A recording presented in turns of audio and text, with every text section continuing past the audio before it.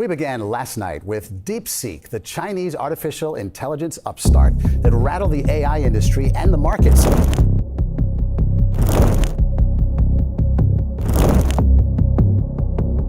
The release of DeepSeek AI from a Chinese company should be a wake-up call for our industry.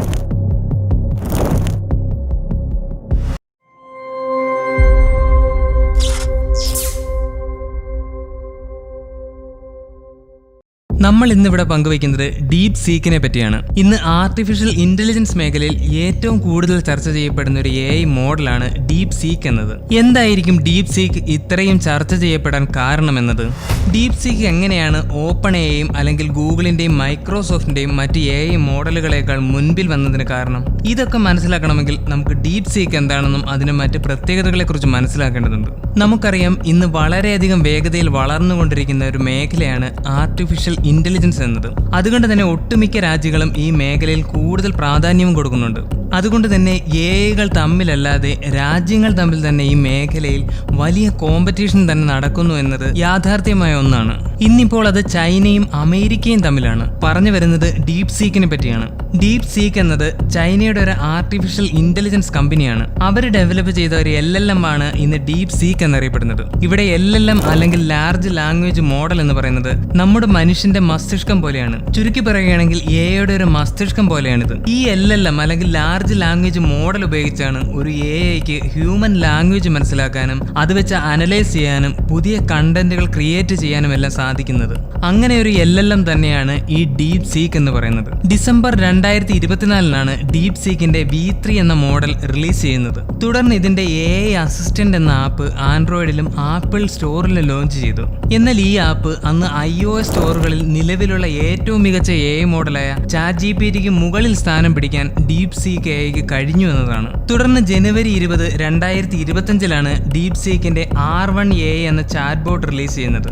ഈ രണ്ട് മോഡലുകളും ഇന്ന് നിലവിലുള്ള open AIയും ഗൂഗിളിന്റെയും മൈക്രോസോഫ്റ്റിന്റെയും AI മോഡലുകളെക്കാളും മികച്ച പെർഫോമൻസോ അല്ലെങ്കിൽ അതിന് ഒത്തു നിൽക്കുന്ന തരത്തിലോ പെർഫോമൻസ് ചെയ്യുന്നു എന്നതാണ്. ഇനി എന്താണ് ഡീപ് സീക്കിന്റെ V3യും R1 മോഡലുകളും തമ്മിലുള്ള വ്യത്യാസങ്ങളെ കുറിച്ച് കൂടി പറഞ്ഞു പോകാം. ഇതിൽ ഡീപ് സീക്കിന്റെ V3 പ്രധാനമായും സോഫ്റ്റ്വെയർ കോഡിങ്ങിന് വേണ്ടിയും മാത്തമാറ്റിക്സ്, റീസണിംഗ് പോലുള്ളവയ്ക്കും വേണ്ടി നിർമ്മിച്ചവയാണ്. ഇനി ഡീപ് സീക്കിന്റെ R1 മോഡൽ എന്ന് പറയുന്നത് പ്രോബ്ലം സോൾവിങ്ങിനും മാത്തമാറ്റിക്സിനും ലോജിക്കൽ റീസണിംഗും എന്നിവ ചെയ്യാവുന്ന ഒരു AI മോഡലാണ് ഡീപ് സീക്കിന്റെ R1 എന്ന മോഡൽ. ഇനി എന്തൊക്കെ കാരണങ്ങൾ കൊണ്ടാണ് ഡീപ് സീക്ക് AI നിലവിലുള്ള AI മോഡലുകളെ അപേക്ഷിച്ച് ഇത്രയും മുന്നിൽ നിൽക്കുന്നതെന്ന് മനസ്സിലാക്കേണ്ടതുണ്ട്. അതിന് പ്രധാനമായും നമുക്ക് ഇപ്പോൾ നിലവിലുള്ള AI മോഡലുകളുമായി ഇതിനെ കമ്പയർ ചെയ്യേണ്ടതുണ്ട്. അതിൽ ഒന്നാമത്തേതാണ് ഒരു AI മോഡൽ നിർമ്മിക്കുമ്പോൾ വേണ്ട ചെലവ് അല്ലെങ്കിൽ കോസ്റ്റ് എന്നത്. ഇതിന്ന് നിലവിലുള്ള ഓപ്പൺ AIയും മറ്റു ഗൂഗിളിന്റെയും മൈക്രോസോഫ്റ്റിന്റെയും AI മോഡലുകളെ നിർമ്മിക്കാനും അതിന്റെ ട്രെയിനിങ് ചെയ്യാനും വേണ്ടി ഒരു വലിയ തുക തന്നെ ആയിട്ടുണ്ട് എന്നതാണ്. അതായത് ChatGPT-4ന്റെ ട്രെയിനിങ്ങിന് തന്നെ ഏകദേശം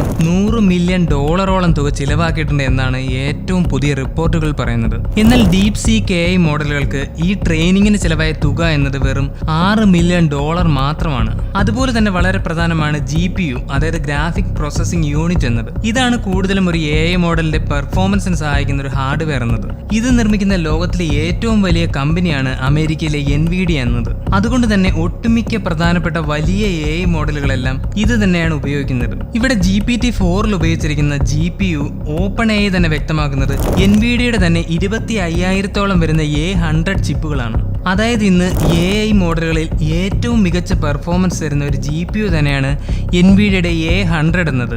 എത്രത്തോളം എഫിഷ്യൻ്റായ GPUകൾ ഉപയോഗിക്കുന്നോ അത്രയും പെട്ടെന്ന് തന്നെ AI മോഡലുകൾക്ക് വളരെ പെട്ടെന്ന് തന്നെ ട്രെയിൻ ചെയ്തെടുക്കാനും വളരെ മികച്ച രീതിയിൽ വളരെ ഫാസ്റ്റായി തന്നെ പ്രവർത്തിക്കാനും കഴിയുമെന്നതാണ്. എന്നാൽ ഇവിടെ ഡീപ് സീക്ക് AI മോഡലുകളിൽ ഉപയോഗിച്ചിരിക്കുന്നത് NVIDIAയുടെ തന്നെ H800 എന്ന ചിപ്പാണ്. ഈ H800 എന്ന ചിപ്പ് നിലവിലുള്ള AI മോഡലുകളെ വെച്ച് നോക്കുമ്പോൾ ഏറ്റവും പെർഫോമൻസ് കുറഞ്ഞ ഒരു പഴയ സീരീസിലുള്ള ചിപ്പ് തന്നെയാണ്.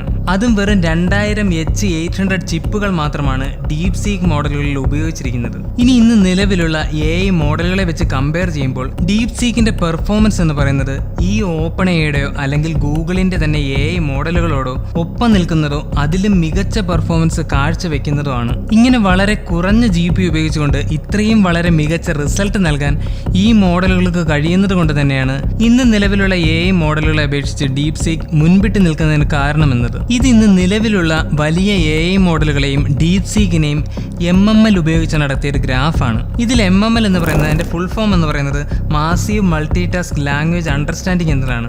ഈ MML എന്ന് പറയുന്നത് ഒരു AI മോഡലിനെ അതിന്റെ പെർഫോമൻസ് അനുസരിച്ച് വിലയിരുത്തി അതിന്റെ ഒരു ബെഞ്ച് മാർക്ക് തയ്യാറാക്കുന്നതാണ് MML എന്ന് പറയുന്നത്. ഈ ചിത്രത്തിൽ നോക്കുക, ഏകദേശം OpenAIയുടെ പെർഫോമൻസിനോട് ഒത്തു നിൽക്കുന്ന പെർഫോമൻസ് തന്നെയാണ് ഡീപ് സീക്ക് AI മോഡലുകളുടെ പെർഫോമൻസ് എന്നത്. അതായത് ബാക്കിയുള്ള മൈക്രോസോഫ്റ്റിന്റെയും ഗൂഗിളിന്റെയും AI മോഡലുകൾ അതിലും താഴെ മാത്രമാണ് പെർഫോം ചെയ്യുന്നത്. അതായത് ഒന്ന് മനസ്സിലാക്കേണ്ടത്, OpenAI ഉപയോഗിച്ചിരിക്കുന്ന GPU അല്ലെങ്കിൽ ആ മോഡലുകളെ ട്രെയിൻ ചെയ്ത ട്രെയിനിങ് കോസ്റ്റിന്റെ പകുതി പോലും ഡീപ് സീക്ക് AI മോഡലുകൾക്ക് ചിലവായില്ല എന്നതാണ്. ഇതിലെ മറ്റൊന്ന്, ഡീപ് സീക്ക് മോഡലുകൾക്ക് ഫണ്ട് ചെയ്തിരിക്കുന്നത് ഹൈഫ്ലയർ എന്ന ചൈനീസ് കമ്പനിയാണ്. ഈ കമ്പനി കൂടുതലായും ട്രേഡിംഗ് റിലേറ്റഡ്, അതായത് സ്റ്റോക്ക് മാർക്കറ്റുകളിൽ ഫണ്ടുകൾ കൈകാര്യം ചെയ്യുന്ന ഒരു കമ്പനിയാണ്. അത് മാത്രമല്ല, ഡീപ് സീക്ക് ഒരു ഓപ്പൺ സോഴ്സ് AI മോഡൽ കൂടിയാണ്. ഓപ്പൺ സോഴ്സ് AI മോഡൽ എന്ന് പറയുന്നത് പബ്ലിക്കിനും കൂടി കൂടുതൽ ആക്സസ് തരുന്ന AI മോഡലുകളാണ്. ഇത് ആർക്കും മോഡിഫൈ ചെയ്യാനോ എന്തെങ്കിലും ഇംപ്രൂവ്മെന്റ്സ് കൊണ്ടുവരാനോ സാധിക്കുമെന്നതാണ്. എന്നാൽ ഏറ്റവും പുതിയ ചില റിപ്പോർട്ടുകൾ പറയുന്നത് ഈ ഡീപ് സീക്ക് AI മോഡലുകളുടെ ചെലവ് എന്നത് $500 മില്യൺ കൂടുതലാണ് എന്നതാണ്. ഈ 6 മില്യൺ എന്നത് ട്രെയിനിങ്ങിന്റെ മുഴുവൻ ചെലവും അല്ല എന്നതാണ് പുതിയ ചില റിപ്പോർട്ടുകൾ പറയുന്നത്. എന്നാൽ പുതിയ വാർത്തകളിൽ ചില സൈബർ സെക്യൂരിറ്റി പ്രശ്നങ്ങളും സൈബർ അറ്റാക്കുകളും ഡീപ് സീക്കിനെതിരെ നടക്കുന്നത് കൊണ്ട് തന്നെ അവർ യൂസർ രജിസ്ട്രേഷനിൽ കുറച്ചു എന്നും വാർത്തകൾ വരുന്നുണ്ട്. എന്നിരുന്നാലും ഇന്നുള്ള AI മോഡലുകളെ വെച്ച് താരതമ്യം ചെയ്യുമ്പോൾ അതിനൊപ്പമോ അതിൽ കൂടുതലോ ഡീപ് സീക്ക് മോഡലുകൾക്ക് പെർഫോമൻസ് ചെയ്യാൻ സാധിക്കുന്നു എന്നതാണ്. അതും സൗജന്യമായി തന്നെ ഉപയോഗിക്കാനാകുമെന്നതാണ് ഇതിനെ ഏറ്റവും പോപ്പുലർ ആകുന്നത്. ഈ ഒരു കാരണങ്ങൾ കൊണ്ട് തന്നെ NVIDIAയുടെ 17% സ്റ്റോക്ക് ജനുവരി 27 ഇടിയുകയുണ്ടായി. അന്ന് ഏകദേശം 60 ബില്യണോളം മാർക്കറ്റ് വാല്യൂ ആണ് ഇടിവുണ്ടായത്. എന്നാൽ ഇത് 2 ദിവസത്തിനകം തന്നെ തിരികെ പഴയ രീതിയിൽ വരികയും ചെയ്തു എന്നതാണ്. എന്നാൽ ഇപ്പോൾ ചൈനീസ് കമ്പനിയായ ആലിബാബ പുതിയ AI മോഡലായ Qwen 2.5 എന്ന AI മോഡൽ റിലീസ് ചെയ്യുകയും ചെയ്തു. അതുമാത്രമല്ല, ഡീപ് സീക്ക് AI മറികടക്കുന്ന പെർഫോമൻസ് ആണ് അലിബാബയുടെ പുതിയ AI മോഡലുകൾക്കുള്ളതെന്നാണ് കമ്പനി അവകാശപ്പെടുന്നത്.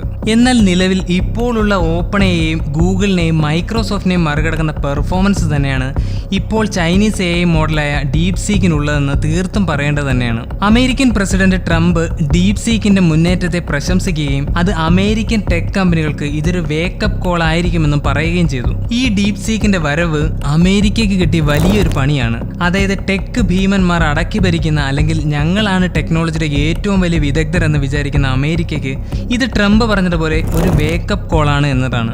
അപ്പോൾ നമ്മൾ ഇന്ന് പറഞ്ഞത് എന്താണ് ചൈനീസ് AI മോഡലായ ഡീപ് സീക്ക് എന്നും മറ്റ് AI മോഡലുകളിൽ നിന്ന് എന്തൊക്കെ പ്രത്യേകതകളാണ് ഇവയ്ക്കുള്ളതെന്നുമാണ് നമ്മൾ ഇന്ന് പങ്കുവച്ചത്. അപ്പോൾ എല്ലാവർക്കും ഈ വീഡിയോയിൽ പറഞ്ഞതൊക്കെ മനസ്സിലായിട്ടുണ്ടെന്ന് പ്രതീക്ഷിക്കുന്നു.